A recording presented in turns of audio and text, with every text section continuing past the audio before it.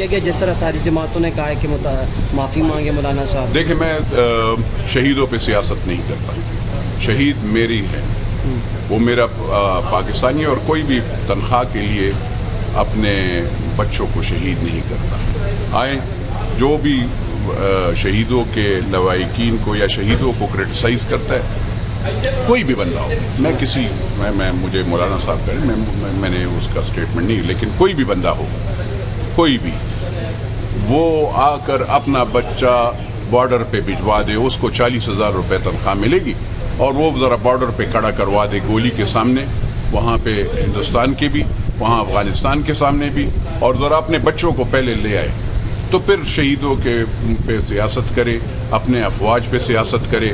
جب الیکشن ہوتا ہے تو یہ سارے لیڈران یا جتنے بھی لوگ ہیں, یہ آج جو پاکستان کی عوام کو ورغلا رہے ہیں, وہ وہاں پہ جا کر بیٹھے ہوتے ہیں, ان سے منظور کہ ہمیں آپ الیکشن دلوا دیں, ہمیں یہ صوبے میں حکومت دلوا دیں, اور یہاں پہ پھر ایسے.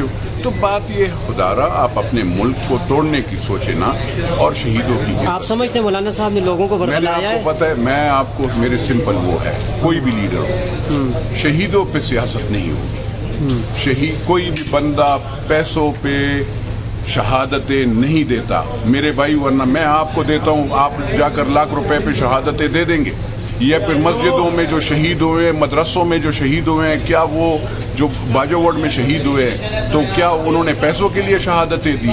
میرے بھائی وہ تو دین اسلام کا وہ تو ہے. اسی طریقے سے افواج پاکستان کا بھی, یا جو پولیس والے ہیں یا FC والے ہیں, یہ بھی ہمارے ملک کے ہیں اور ہمارے ملک کے لیے شہادتیں دیتے ہیں, اور یہ پیسوں مولانا کو معافی مانگنی چاہیے ویسے اس پہ. دیکھیں معافی میں نہیں وہ کر سکتا, میں خالی آپ کو, میں نے جو بات کر دی ہے, آپ اسپیسیفک ایک بندے کو, میں کہہ رہا ہوں کوئی بھی ہو انکلوڈنگ آپ اور میں, آپ کو اور مجھے کس نے یہ اختیار دیا ہے کہ شہیدوں پہ, اور ہمیں ایسی بات سوچنی نہیں چاہیے جو ملک کو کمزور کرے.